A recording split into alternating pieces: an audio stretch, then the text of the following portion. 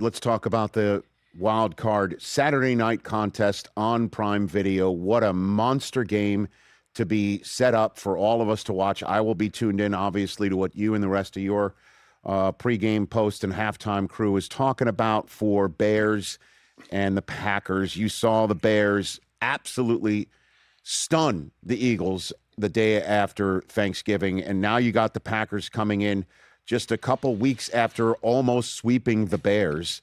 What do you make of this game, Richard? What do you got?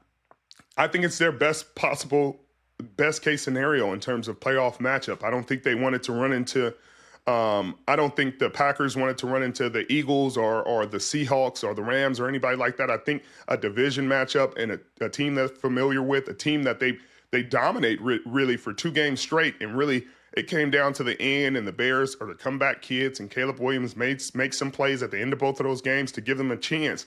But the big thing is it's LaFleur. You know, it's almost the same conversation with Harbaugh and Tomlin, that they've been the 7th seed for the last 3 years. And if this was the old playoff format, they wouldn't have made it. And so can they get over the hump? They're obviously the first 7th seed to win a game when they beat Dallas a couple years ago.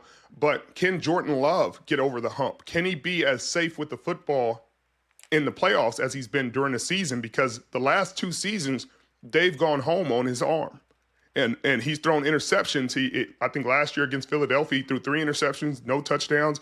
The year before against San Francisco 49ers, he threw multiple interceptions, including the last one in the 2-minute drill to close that game. But that's going to be the story of this game. If he can get over the hump and he can play safe and guide his team and not turn the football over, and they can win that game, I think it goes a long way to establishing who he is and establishing who this team is in the future. But if they lose this game, I think coming off a season where you had very high expectations after the Micah Parsons trade, you're going to have some issues on your hand. You're going to have some very difficult questions to answer because of how much you gave up for Micah, and the results being honestly the same as they've been the past 3 seasons. Past 2 seasons. Half of the North in the playoffs, they're facing each other on Prime Video. 3/4 of the NFC West in the playoffs. In the NFC, it's really a very deep pool, and the first NFC games come up on Saturday, culminating with your game on Prime Video. And as you know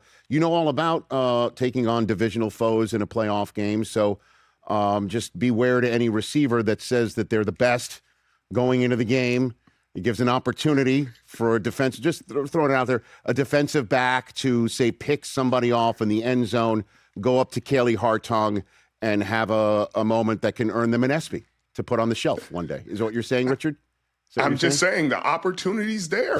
Rich, it's there, wide open. Hey, you made it all the way to the end. Thanks for that. Check us out every single day streaming live on Disney Plus and the ESPN app 12 to 3 Eastern.